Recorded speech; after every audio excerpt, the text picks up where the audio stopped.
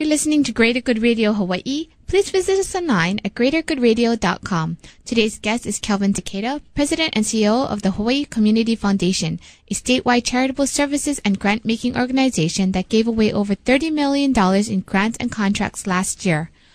So what are some of your bigger funds that you currently... Probably the fund that most people know about at the Community Foundation was set up by Bob Black.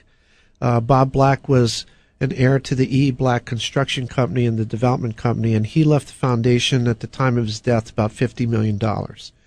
Those funds are spent for culture and arts organizations, for private schools, and for other kinds of health and human service needs.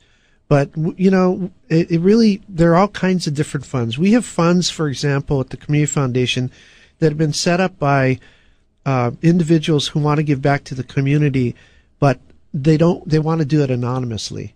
Part-time residents who come here and want to give back to the community but don't want to spend the time that they're here with a lot of people hitting them up for donations.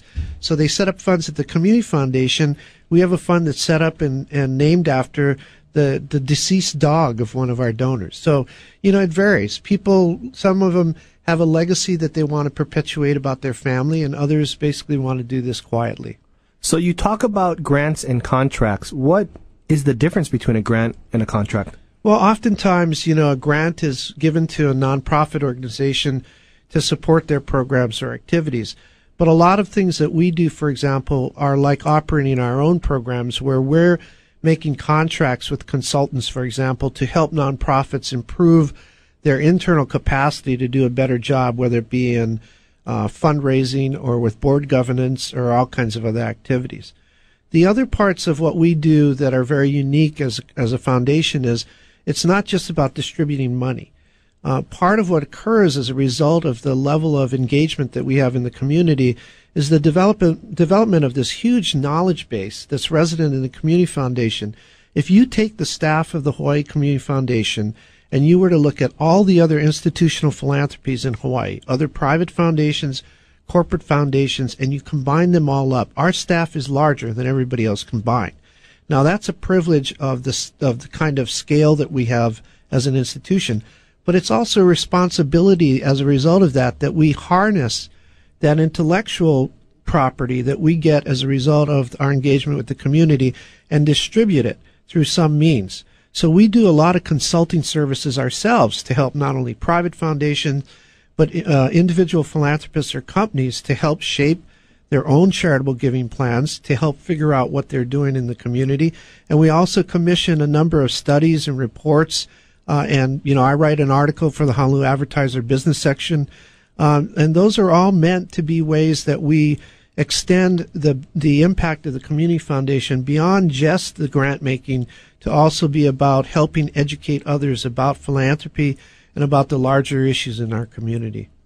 Can you give a real-life story of how the funds that Hawaii Community Foundation has either donated through grants or contracts actually had an impact on Hawaii? There are so many, Evan, but well, there are two that are kind of interesting. The first is, I'll tell you a story. There was a woman named Teresa Hughes who left a fund at the Community Foundation, and her particular interest was in helping young women get ahead.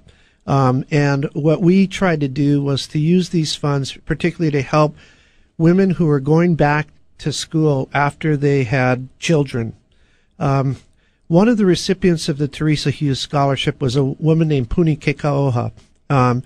Puni had several children and had gotten divorced and was just going back to school. And these funds allowed her to have a scholarship as well as to provide for daycare so she could go back to school. Puni goes back, gets her degree, and now she's a leader in the community at Papakolea. And part of the reason why she chose to give back to the community was in part because of what happened to her, right? We have an award we give out every year called the Ho'okele Leadership Award. And these are for people who are our unsung heroes in the community that are executive directors of nonprofits. Well, we gave one of those to Puni, not knowing that she had been a recipient of this earlier scholarship award. So there's a great example of a gift that not only helps an individual, but it sort of has this huge ripple effect. It helps that person not only be successful in their own right, but it also helps to develop a sense from their perspective of wanting to give back in the community.